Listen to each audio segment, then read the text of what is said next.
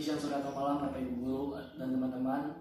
Kali ini kami dari kelas IPS 1 ingin membahas mengenai makalah yang berjudul Pengaruh Jumlah Penduduk Terhadap Kualitas Pendidikan di Finlandia tahun 2018. Saya Martinus Albert bersama teman-teman saya Cindy, Evangeline, dan Samuel Matthew akan membahas materi ini. Berikut adalah latar belakang dari karya ilmiah kelompok kami. Republik Finlandia merupakan sebuah negara yang tergabung ke dalam Uni Eropa, yaitu bagian utara. Memiliki ibu kota bernama Helsinki dan bentuk negaranya republik. Negara Finlandia ini terletak di 60 derajat LU hingga 70 derajat LU dan 20 derajat BT hingga 32 derajat BT. Hal ini yang membuat negara Finlandia menjadi salah satu negara yang paling utara di bumi. Finlandia ini berbatasan dengan Norwegia yang di utara, Swedia di barat, dan Rusia di timur. Dengan batasan lautnya dengan Laut Baltik di utara, Teluk Finlandia di selatan, dan Teluk Botnia di barat. Luas negara Finlandia ini adalah 338.145 km persegi.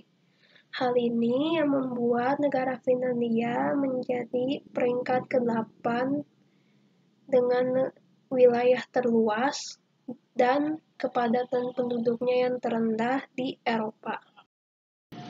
Pada tahun 2018, di Finlandia terdapat rata-rata orang bekerja sebanyak 2.540.000 orang dengan usia sekitar 15 hingga 74 tahun.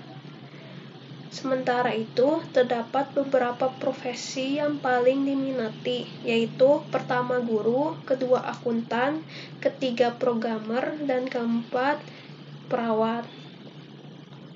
Di sisi lain, terdapat 7,36% dari total penduduk yang memiliki status pengangguran. Dengan hal ini, pihak pemerintahan membuat sebuah program yang sudah dijalankan sejak tahun 2017. Program ini adalah memberikan sebuah tunjangan pengangguran sebesar 560 euro atau sebesar 8,8 juta rupiah per bulan. Tujuan dari program ini dijalankan adalah untuk memberikan sebuah jaminan keselamatan bagi mereka yang sedang mencari pekerjaan dan membantu mereka jika harus melakukan pekerjaan yang termasuk tidak aman. Negara Finlandia memiliki profesi seorang guru yang menjadi profesi yang paling diminati. Dengan dibaginya 3 kelompok sekolah, yaitu komprehensif, menengah atas, dan perguruan tinggi. Profesi guru ini merupakan profesi yang paling dihormati, karena profesi guru ini mendapatkan pelatihan dan memiliki komitmen yang kuat.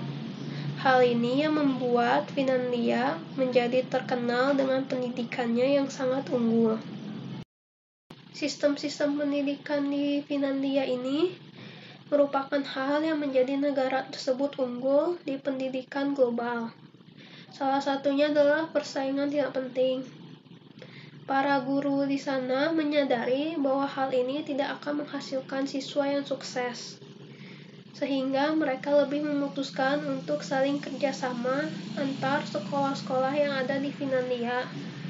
Di negara tersebut tidak ada sekolah swasta, dan seluruh sekolah yang ada di negara Finlandia didanai oleh biaya negara. Para guru di sana dilatih agar mampu menilai siswa dengan tes standar nasional dan internasional.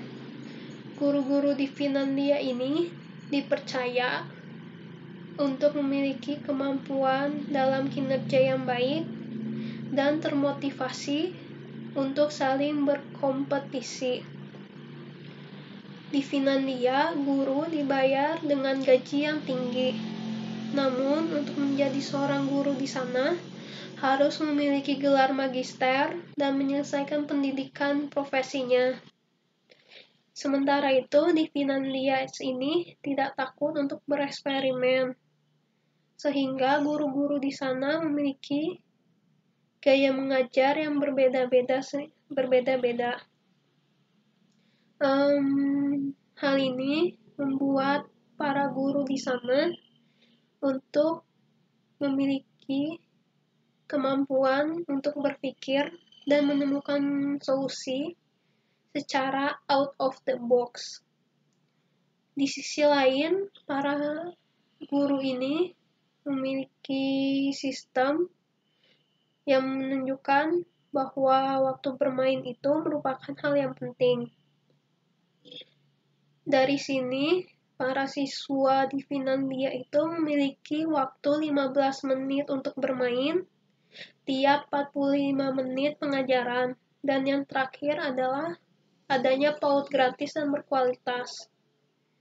Sebelum diajar mengatur waktu, siswa-siswa di Finlandia ini diajarkan untuk menjadi seorang anak-anak, yaitu diajarkan cara bermain, bersosialisasi, dan mengontrol emosionalnya ketika sudah memasuki pendidikan PAUD. Namun, di balik keunggulan sistem pendidikan yang dimiliki Finlandia, masih ada beberapa kekurangan, salah satunya tingkat stres yang tinggi. Kasus ini sering dibahas di surat kabar Finlandia dan media sosial pada bulan Juli tahun 2018. Kasus ini pertama kali dibahas oleh Persatuan Mahasiswa Nasional Universitas, dan mereka membahas tentang kasus bunuh diri oleh para siswa.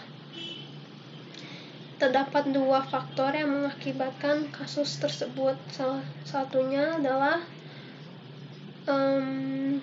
adanya cyberbully di sekolah dan para siswa yang tidak memiliki hak istirahat atau liburan, sehingga para siswa di Finlandia harus menggunakan hutang studinya untuk menutupi biaya pengangguran selama musim panas.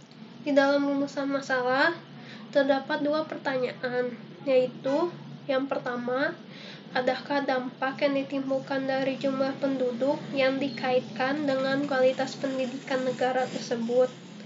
Dan yang kedua, adakah keterkaitan yang ditimbulkan dari kondisi pendidikan dengan kondisi ekonomi negara tersebut? Dalam penelitian makalah ini kami menggunakan teori kependudukan, yang mana materi ini bergantung terhadap kependudukan. Adapun teori kependudukan adalah yang akan dibahas sebagai berikut. Nah, sekarang saya akan menjelaskan tentang teori yang digunakan. Teori yang digunakan yaitu teori kependudukan. Teori kependudukan dibagi menjadi 3 aliran. Yang pertama adalah aliran Malthusian. Aliran ini dipelopori oleh Thomas Robert Malthus yang menyimpulkan terjadi ketidakseimbangan antara pertumbuhan penduduk dengan pertumbuhan makanan. Yang kedua yaitu aliran Marxis. Aliran ini dipelopori oleh Karl and Evangel. Menurut Marxis, tekanan penduduk di suatu negara bukanlah tekanan penduduk terhadap bahan makanan, tetapi terhadap kesempatan kerja. Yang terakhir ada aliran Neo-Malthusian. Aliran ini dipelopori oleh Garrett Hardin dan Paul Ehrlich. Di aliran ini menyokong aliran Malthus tetapi lebih radikal lagi. Dan aliran ini sangat menganjurkan untuk mengurangi pertumbuhan penduduk dengan menggunakan cara-cara preventif cek seperti alat kontrasepsi. Oke, saya akan membahas tentang metode penelitiannya. Yang pertama, lokasi penelitiannya ada wilayah Uni Eropa bagian utara. Yang kedua, waktu penelitiannya Agustus 2020 hingga November 2020. Yang ketiga, populasi penelitiannya pendidikan di Finlandia. Yang keempat, sampel penelitiannya seluruh masyarakat Finlandia yang tergabung dalam berbagai bidang. Yang terakhir, metode penelitian yang dipakai kualitatif dan kuantitatif. Yang kedua, pembahasan kondisi pendidikan dan seluruh wilayah Finlandia. Dapat dilihat dari gambar yang di samping, pendistribusian sarana dan prasarana pendidikan terfokus pada wilayah kota Helsinki. Wilayah lainnya hanya memiliki populasi yang tidak membutuhkan banyak sarana pendidikan atau sekolah. Yang kedua, kaitan antara jumlah penduduk terhadap sistem pendidikan adalah kemudahan atau cepatnya timbal balik antara peserta didik terhadap program pendidikan dalam rangka perbaikan evaluasi dan sistem pendidikan. Sistem pendidikan kaitannya dengan kualitas pendidikan. Sistem pendidikan di Eropa diatur oleh tingkat nasional atau negara. Sekolah di Finlandia memiliki waktu pembelajaran yang lebih singkat jika dibandingkan dengan sekolah di negara lain. Lalu struktur pendidikan di Finlandia ditopang oleh prinsip yakni kebebasan bagi siswa untuk memilih jalur edukatif berdasarkan minat dan bakat. Lalu adanya konsistensi sistem kurikulum ini melahirkan sumber daya manusia dengan pola pikir yang sama dalam periode yang panjang menjadikan masyarakatnya memiliki pemahaman, kreativitas, atau keahlian yang berrata-rata sama kedudukannya dalam rangka menunjang profesi yang berkaitan dengan ekonomi masing-masing personal dan berkaitan dengan ekonomi negara. Ketiga, korelasi antara kualitas pendidikan dengan profesi. Sistem pendidikan terbaik yang dijalankan negara Finlandia melahirkan manusia-manusia unggul yang bergelut dalam sektor ketenaga kerjaan yang baik dalam perusahaan swasta di sektor industri dan sebagainya maupun pemerintahan. Lalu profesi guru merupakan salah satu kunci pendidikan di negara Finlandia. Profesi guru dianggap profesi yang sangat berkelas dan sejajar dengan profesi dokter karena profesi guru harus S2. Oke, yang keempat ada korelasi antara profesi dengan pendapatan nasional bruto negara Finlandia. Berbagai profesi di Finlandia menjadi pembantu bagi negara dalam mendapatkan keberhasilan ekonomi negaranya dari sektor pendapatan nasional yang didapat dari beberapa sektor usaha masyarakat serta perusahaan pemerintah dan sebagainya. Nyatanya profesi menjadi salah satu penentu dalam kemakmuran ekonomi suatu negara. Dalam didorongnya kualitas sumber daya manusia yang unggul, maka dibutuhkan pula timbal balik yang berupa gaji atau pendapatan masing-masing masyarakat yang tinggi, yang kemudian mempengaruhi pola pendapatan negara tersebut. Nasional bruto negara Finlandia. Berbagai profesi di Finlandia menjadi pembantu bagi negara dalam mendapatkan keberhasilan ekonomi negaranya dari sektor pendapatan nasional yang didapat dari beberapa sektor usaha masyarakat serta perusahaan pemerintah dan sebagainya. Nyatanya profesi menjadi salah satu penentu dalam kemakmuran ekonomi suatu negara. Dalam didorongnya kualitas sumber daya manusia yang unggul, maka dibutuhkan pula timbal balik yang berupa gaji atau pendapatan masing-masing masyarakat yang tinggi, yang kemudian mempengaruhi pola pendapatan negara tersebut. Kesimpulan dari makalah ini adalah bahwa negara-negara di benua Eropa tidak dapat dipungkiri menjadi benua dengan jumlah negara maju terbanyak. Hal ini didorong dengan adanya kualitas sumber daya manusia yang didasari oleh kualitas pendidikan atau sistem pendidikan di suatu negara. Penentu maju suatu negara juga didasari oleh kebijakan atau birokrasi yang mengatur sebuah negara atau gabungan negara, seperti Uni Eropa misalnya. Uni Eropa sudah lama mengatur kebijakan yang mengatur tentang kurikulum pendidikan yang dilimpahkan kepada tingkat nasional atau negara. Hal itu sangat menguntungkan tingkat nasional karena dapat dengan mudah mengevaluasi dan mengatur pendidikannya tanpa harus dikekang oleh satu aturan. Pelaksanaan kebijakan atau birokrasi yang sejak lama dijalankan oleh Uni Eropa ini dapat dikatakan baik, meskipun dapat dikatakan setelah pelaksanaannya dilakukan dalam kurun waktu periode yang cukup lama. Salah satu negara yang berhasil dalam pelaksanaan adalah Finlandia sendiri. Finlandia dapat dikatakan sebagai negara dengan tingkat pendidikan yang sangat baik dibandingkan dengan negara lainnya dan dapat dijadikan barometer pendidikan di negara lainnya. Hal ini berkaitan erat dengan jumlah penduduk, di mana jumlah penduduk sangat mempengaruhi kebijakan pemerintah dalam mengatur masyarakatnya di sistem pendidikan yang berpengaruh terhadap majunya pola pikir masyarakat sendiri dalam rangka kreativitas dan tingkat persaingan yang sehat. Dari adanya pengaruh jumlah penduduk terhadap pendidikan, maka akan mempengaruhi pula profesi yang dijalankan masing-masing oleh masyarakatnya yang berkaitan pula terhadap tingkat ekonomi suatu negara sendiri.